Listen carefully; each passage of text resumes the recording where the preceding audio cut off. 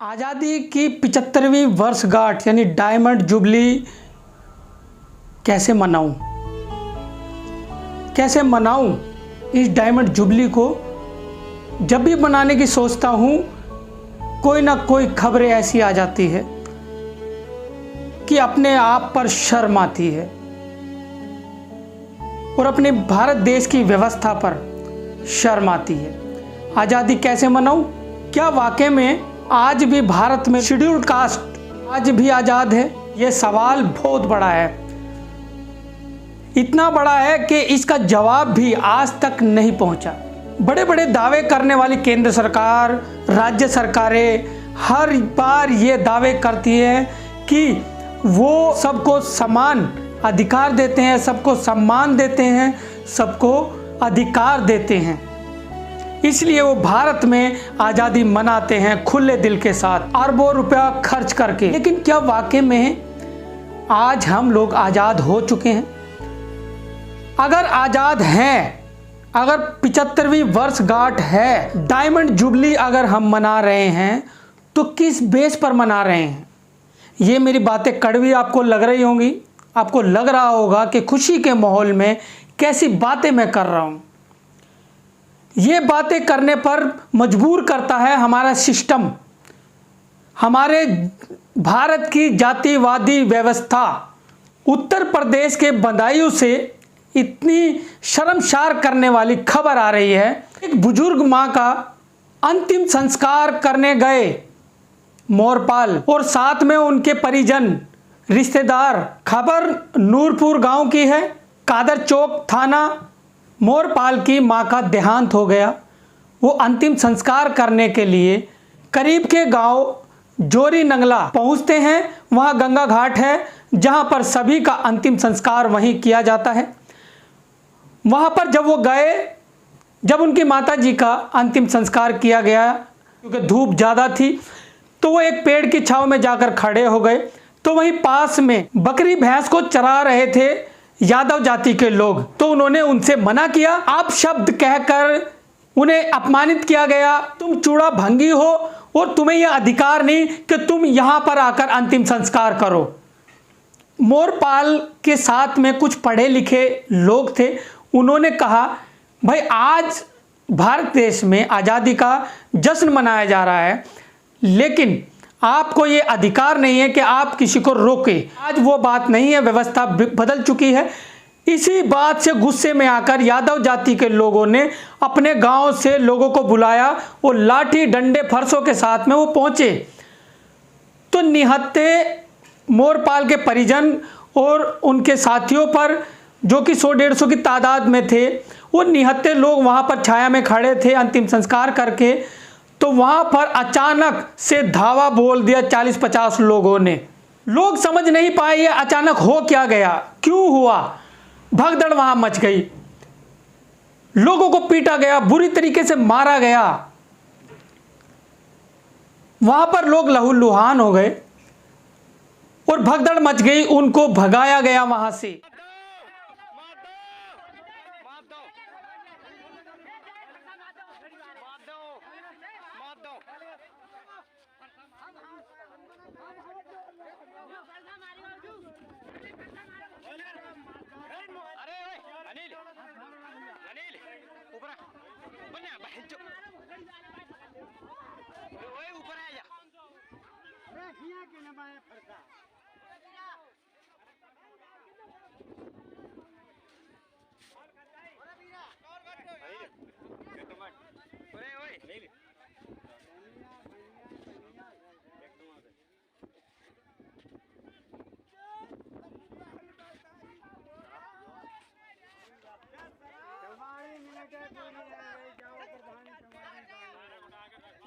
उठा के रख लो ट्राली में। चलो काल चौक ले चलो जल्दी।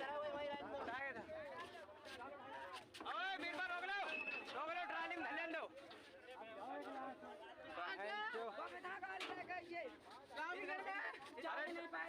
ढाल जान दे गाड़ी, नहीं ढाल जान दे गाड़ी, ढाल जान दे नहीं। ओए मछरा अरे बहन चोद ढाल जान दे गाड़ी, नहीं ढाल जान दे गाड़ी तू।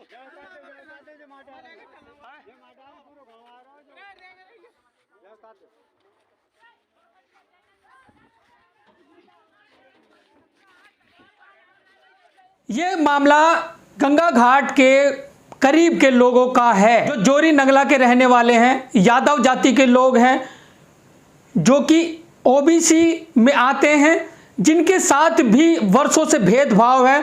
वो अपने से नीचे के लोगों पर भेदभाव जता रहे हैं।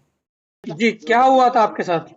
सर ऐसे बात हुई थी, हमारी माँ खत्म हो गई तो हम ले गए उनको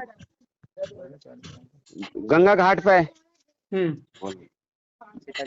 चिता जलाने को। जो लोग मना कर रहे हैं, जो लोग सब बैठे वहां पर, जो तो कह रहे नहीं यार साला भंगड़ो यहाँ मत चिता जला देना।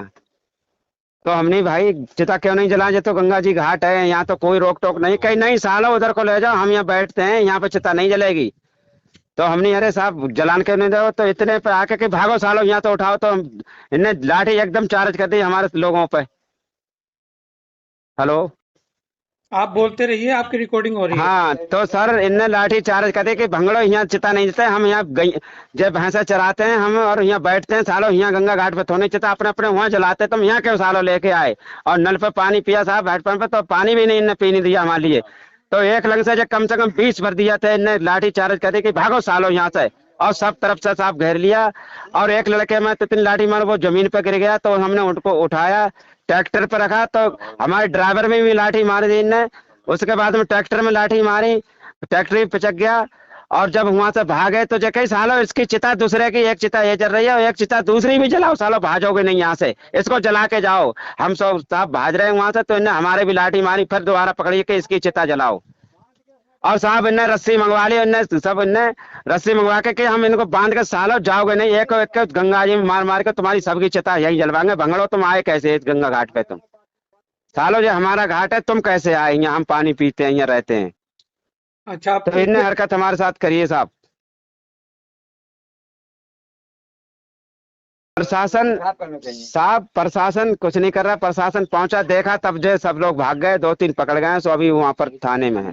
इस ऐसे लिखवा दबाव सर हमारे यहाँ कोई नहीं, वही दबाव था। अब हम अपने गांव में गए, हमारे ऊपर कोई दबाव नहीं है। अब पूरा गांव मेरा साथ है, मेरी समाज मेरे साथ है सब। पुलिस साथ दे रही है आपका? पुलिस साथ साहब ऐसा ही दे रही है। और उन्हें ऐसे उल्टी सीधी तहरीर लिख ली है पुलिस वालों ने। कितने लोग थे तुम्हारे साथ में? हमारे साथ में तो सर ऐसे थे करीब 200 लोग थे। 200 लोग थे आपके साथ में? हाँ जी। तुमने भी मारा उनको? सर हम तो मारा बिल्कुल नहीं, हम तो बचा रहे, हमारे सब लोग बचा रहे। उन पे कम से कम 20-25 आदमियों पर लाठी थे, वो तो एक लंग से मार रहे। हम तो कोई लड़ाई करने तो नहीं गए सर वहां पर, हम तो अपने चिता जहाँ दहा संस्कार करने गए थे। हम अपनी माँ का, बताओ ऐसी स्थिति में कोई लड़ने जाता है या कोई लड़ सकता है साहब? और हमारे रिश्तेदारों को मारा तो वो भाग गए इधर उधर, भाग भाग के रात के 8-9 बजे हमारे घर पे आ पाए, जैसे तैसे अपनी जान बचा बचा के। 11 बजे बाजी तो 11 बजे आए सर। अभी जो जहाँ उनकी हालत कैसी है जिनको ज्यादा मारा था? उनके हालत सर वो भर्ती हैं, वहाँ बदायूं भर्ती इमरजेंसी में करवा दिए साहब। उनकी हालत ज्यादा गंभीर है। गंभीर है? हाँ जी सर। क्या ये है भारत देश? क्या ये है आजाद भारत? यादव जाति के लिए, शेड्यूल कास्ट के लोग आपके लिए खड़े हैं, आपके दुख दर्द में खड़े हैं, लेकिन आपको ये शोभा नहीं देता कि आप भी जाति व्यवस्था को बरकरार रखें, आप उनके साथ भेदभाव करें, उनसे घृणा करें। तो जैसे ही ये मामला बढ़ता हुआ दिखाई दिया, तो युवा ने कॉल किया पुलिस अधिकारी को, बताया कि यहाँ पर गंभीर मामला हो चुका है। तो सीओ साहब से बात हो चुकी थी, लेकिन हैरानी की बात है कि आधे घंटे बाद, 1 घंटे बाद पुलिस पहुंचती है, 1-2 लोगों को गिरफ्तार करके ले आती है। जब एफआईआर होती है तो एफआईआर में कच्ची धारा, यानी मतलब हल्की फुल्की धारा लगाकर और मामले को शांत कराने की पूरी कोशिश की जाती है। यहां तक कि उनको एफआईआर की कॉपी तक भी अभी तक नहीं दी गई। यह मामला 12 अगस्त 2022 दोपहर का है और इस मामले को होते होते शाम हो गई। उन पे हल्की धारा लगाकर मामले को रफा दफा करने की पूरी कोशिश की गई ताकि मामला तूल ना पकड़े, लेकिन अब यह मामला तूल पकड़ेगा, क्योंकि लोग मांग रहे हैं इंसाफ, और जब ये वायरल हो गया या होगा तो लोग मांगेंगे इंसाफ। अब क्या होगा, उत्तर प्रदेश सरकार का सीएम योगी आदित्यनाथ क्या बुलडोजर चलाकर उन जातिवादी मानसिकता के लोगों का घर ढहाएंगे या उनसे फैसला कराकर इन लोगों को चुप करा दिया जाएगा। तो चलिए देखते हैं क्या होगा अब आगे। क्या वाल्मीकि जाति के लोगों को इंसाफ मिलेगा या नहीं मिलेगा? जो दोषी हैं, जोरी नगला के जो लोग हैं, जो यादव जाति के लोग हैं, क्या उनको सजा मिलेगी या नहीं मिलेगी, ये भी देखने की बात है। और अब इसको वायरल करने में आप भी कसर ना छोड़िए। चलिए इसी के साथ मैं सुनील अंजाना, जागो समाज चैनल, आपका अपना चैनल। धन्यवाद।